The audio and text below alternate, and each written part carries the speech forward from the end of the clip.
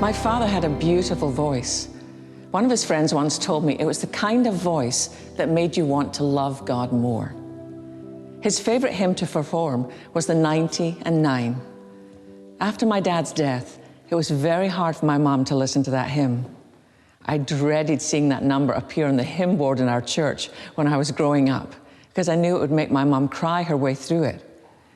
And honestly, it wasn't the crying that was the hardest part, is that we never really talked about what happened to my father. It was just something terrible that had occurred in the past, and we'd moved on. I didn't even know where my father was buried.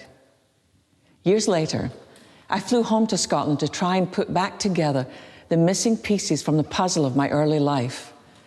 Though I wanted to honor my mom and not stir things up, I desperately needed some closure for myself. So I visited the place where my dad's life ended. When I was 5 years old, my dad was hospitalized after suffering a massive brain aneurysm. The doctors allowed him to come home and continue treatment with speech and physical therapy.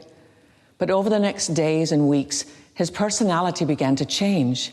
He would get angry and strike out impulsively. And after that, he would put his head in his hands and weep. Dad eventually ended up in the locked ward of an asylum. A short time later, he managed to escape one night. He took his life in the river that ran behind the hospital. My sister, brother, and I were too young to attend the funeral. And after that, we never talked about my dad ever again. We certainly never talked about what happened that night.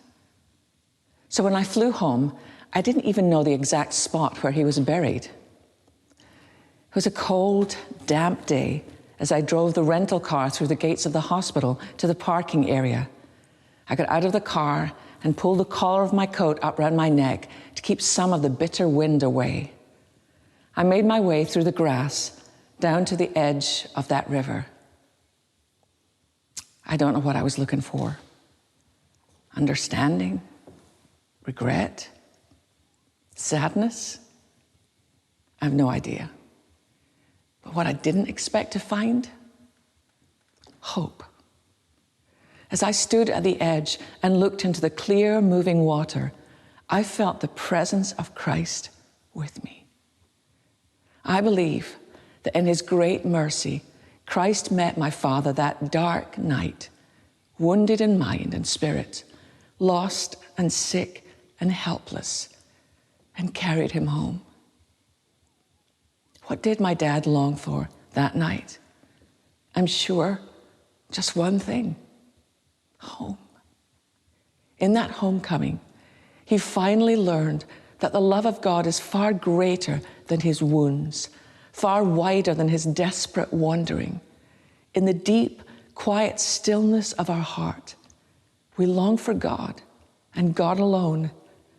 And if we're really honest with ourselves, we know nothing else will do.